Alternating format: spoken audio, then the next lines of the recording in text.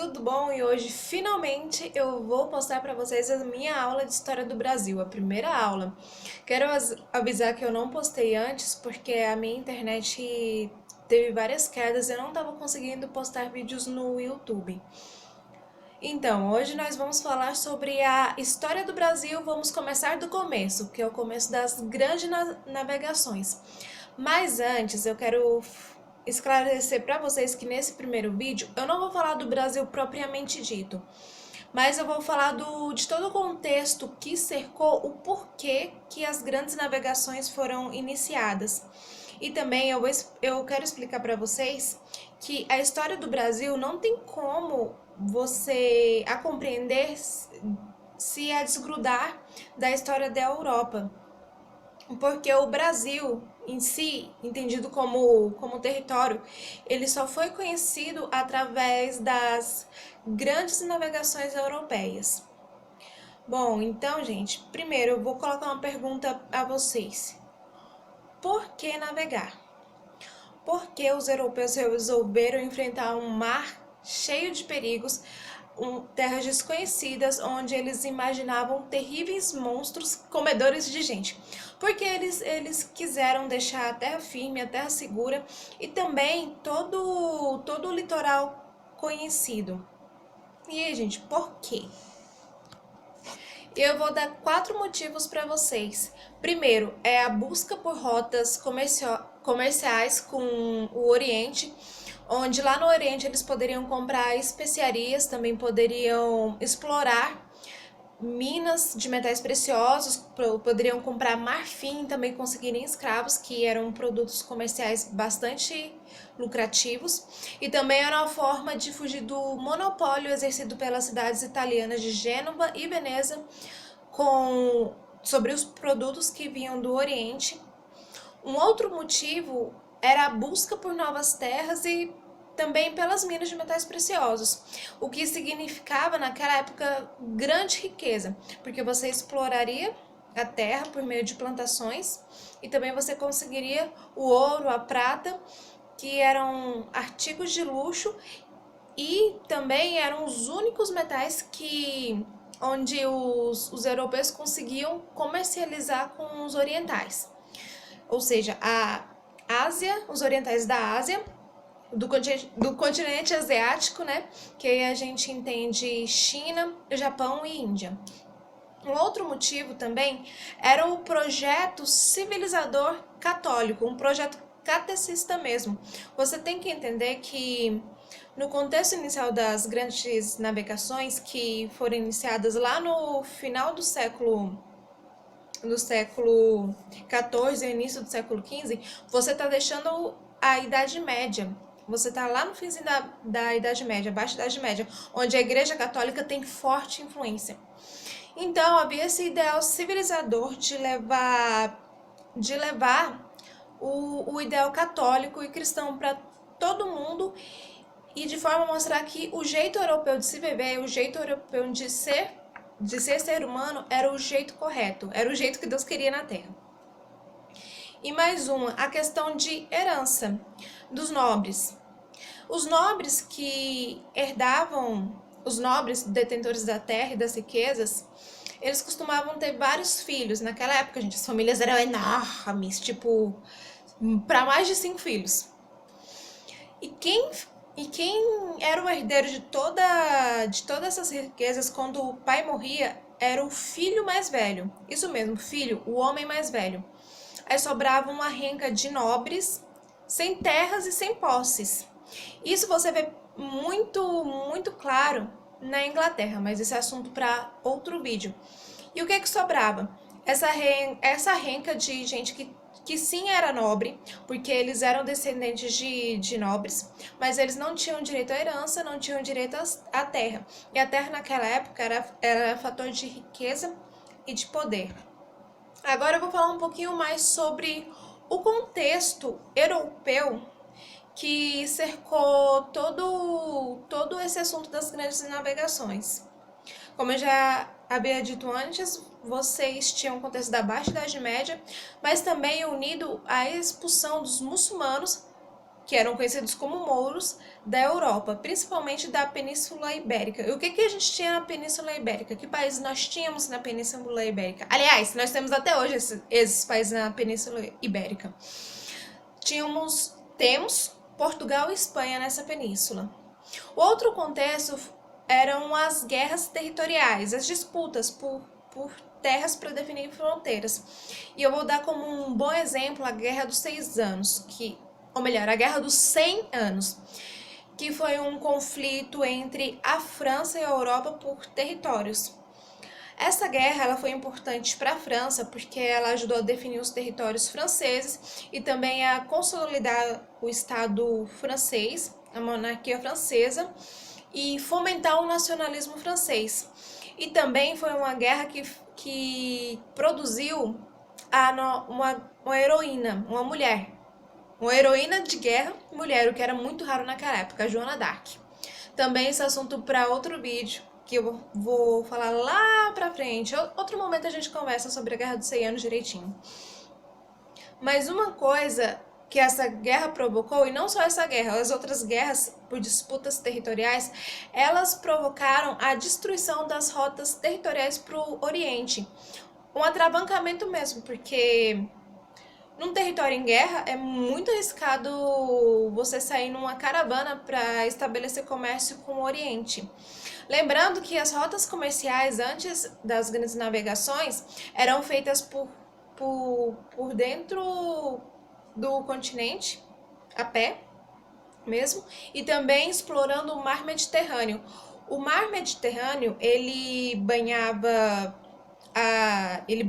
a Itália, ele pegava a costa da Itália, ele pegava a costa da Espanha, também pegava uma parte da costa da África, ligando também a países do Oriente Médio.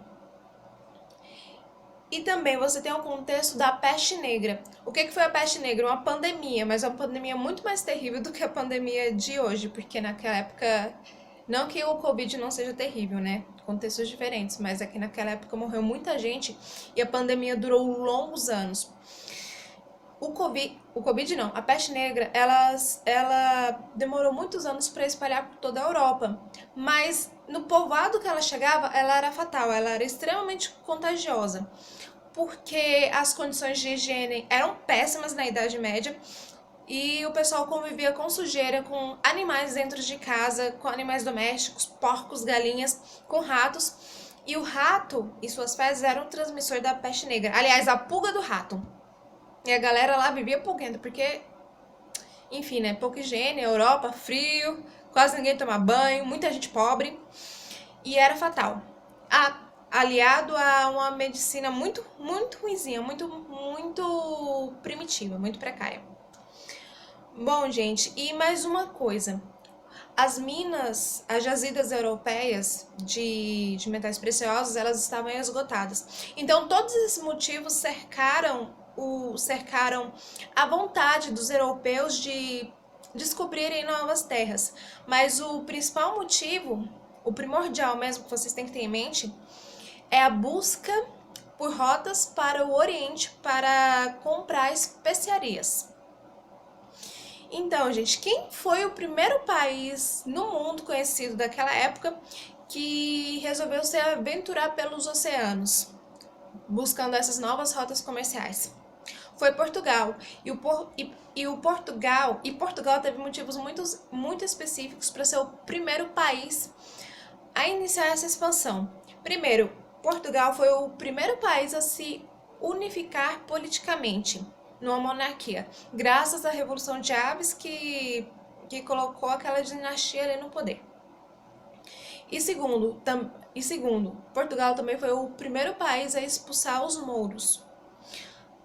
E outra coisa, Portugal ele tinha o apoio dos mercadores portugueses e também de alguns mercadores italianos que eles queriam encontrar novas rotas. E esse apoio se uniu com o interesse da coroa em enriquecer através do comércio com outros locais, com o Oriente. E outra coisa, Portugal ele tinha um bom conhecimento náutico e isso principalmente graças à escola de Sagres. A escola de Sagres não foi uma escola exatamente como a gente conhece as escolas hoje em dia, com carteirinhas, tal, quadro negro lá na frente. Foi um termo que foi dado muito depois.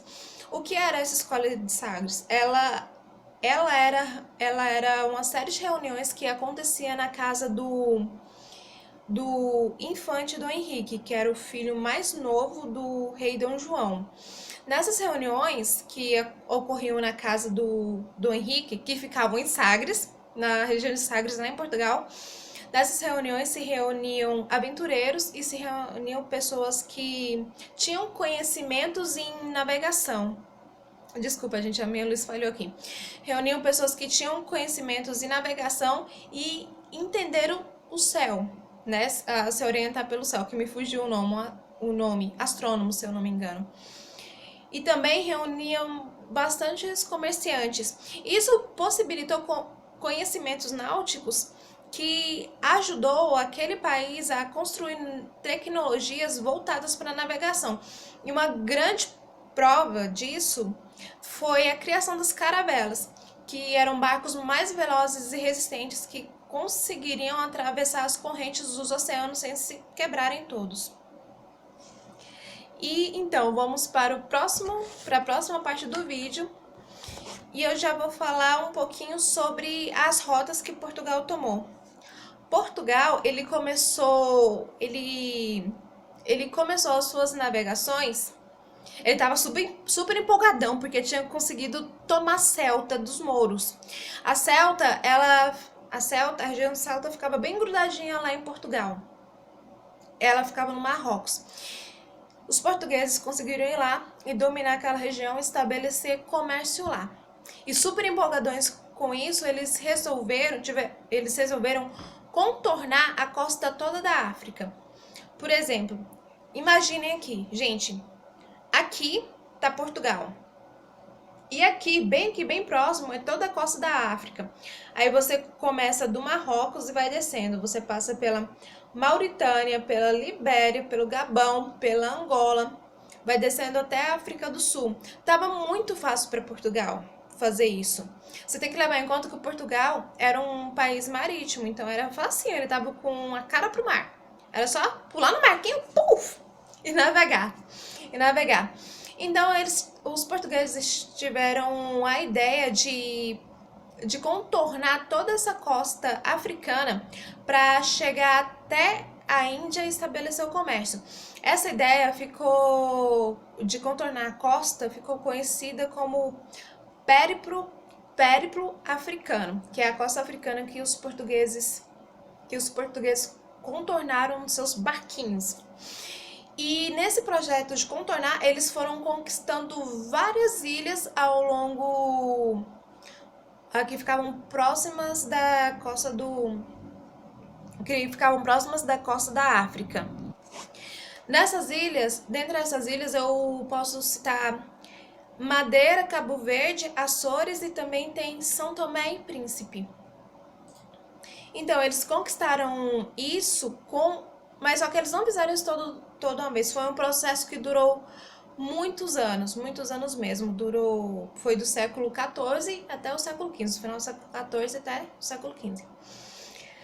Então, em 1488, Bartolomeu Dias, um navegante, ele conseguiu um feito incrível. Ele chegou lá na bundinha da África, a África do Sul. Lá nessa parte que era lá na ponta da África do Sul, lá no final, se vocês pegarem o mapa mundi, vocês vão ver, tinha um cabo que era conhecido como Cabo das Tormentas. E ele era conhecido por esse nome porque as embarcações que chegavam lá, elas pereciam nas tormentas, nas tempestades marítimas e quebrava tudo e adeus a tripulação, e ninguém ultrapassava aquele lugar. Ou melhor, ninguém que chegava lá conseguia voltar para casa. Sucumbia aos terrível mar e seus monstros marítimos. Porém, Bartolomeu Dias e sua tripulação, eles conseguiram chegar ao Cabo das Tormentas e voltar em segurança para casa. A partir desse momento, o Cabo das Tormentas ele foi rebatizado e ele ficou conhecido como Cabo da Boa Esperança. E Portugal ficou super empolgadão, ficou tão empolgadão que eles estavam sim conseguindo cumprir o seu plano de ir estabelecendo rotas comerciais e conquistando outros territórios. E ele ficou tão empolgadão que em 1498, outro navegante, outro nome muito conhecido, Vasco da Gama, ele conseguiu ultrapassar o Cabo da Boa Esperança e chegar a Calicut, lá na Índia. E lá na Índia, ele finalmente atingiu o objetivo da coroa portuguesa de todo um país, que era estabelecer o comércio com o Oriente. Ir lá comprar marfim, comprar cravo, canela, noz moscada, pegar uns escravos no meio do caminho também, né? E revendê-los a preços bem acessíveis, talvez melhor que os dos genoveses, né? Vamos especular aí. E revendê-los para todos os países europeus lá. Bom, gente, então, qual foi o resultado? O que significou todo esse processo de grandes navegações para aquele continente, para o continente europeu? Significou que ampliou o imaginário daquelas pessoas, mudou o fato deles conhecerem outros territórios que antes só especulavam que existiam, que antes eram lendas, ampliou a visão de mundo deles. Antes o mundo conhecido era o mundo europeu, o mundo o próprio continente africano e também um pouco da Ásia. Isso incluía a Índia e a China. Mas depois das grandes navegações, eles ficaram sabendo que havia terra além do Atlântico. Então isso expandiu muito a visão de mundo. Inclusive, nesse período ocorreu uma grande mudança dos mapas, que antes os mapas só retratavam essa parte do mundo, a parte referente ao continente asiático e ao continente asiático, europeu e africano. E outra coisa, as grandes navegações marcaram o fim da Idade Média e o início da Idade Moderna, e também concretizaram o mercantilismo. O que é o mercantilismo? É uma série de práticas econômicas que visavam o protecionismo da economia e também que tinha um ideal conservador e um ideal mentalista. E além de ter muito forte a presença da intervenção do Estado na economia. O ideal metalista é o seguinte, é a busca por ouro e prata, por metais preciosos, que significavam a riqueza naquele momento. E o protecionismo, na medida em que era mais interessante para o Estado ele vender mais produtos seus, mais as suas manufaturas do que comprar. E para fazer isso, o Estado, a monarquia, eles aplicavam taxas tributárias aos produtos estrangeiros, dificultando a compra deles, tornando eles mais caros e assim incentivando a compra daquela população pelos seus próprios produtos e também incentivando aquela população a fazer mais manufaturas e vendê-las para o exterior, fazendo assim uma balança comercial favorável para o seu país. Em outro vídeo eu vou falar um pouco melhor sobre o mercantilismo e no próximo vídeo eu vou falar um pouco sobre os tratados que dividiram o mundo ao meio, que dividiram o mundo entre a Espanha e Portugal. O mundo conhecido e o mundo que estava por ser conhecido através das navegações. No próximo vídeo que é a aula 2, eu também vou falar como o Brasil foi descoberto. Descoberto está entre aspas, porque como é que você vai descobrir alguma coisa, algum lugar onde já tinha população? Então, eu prefiro dizer como que foi o achamento do Brasil, quais que foram as impressões que os portugueses tiveram, e também eu vou buscar pelas impressões que os indígenas tiveram dos portugueses, dos indígenas brasileiros, o que é algo muito difícil porque é pouco estudado. E outra coisa, a cultura dos indígenas, ela é transmitida de forma oral, não tem documentos, e isso torna o trabalho todo um pouco mais difícil.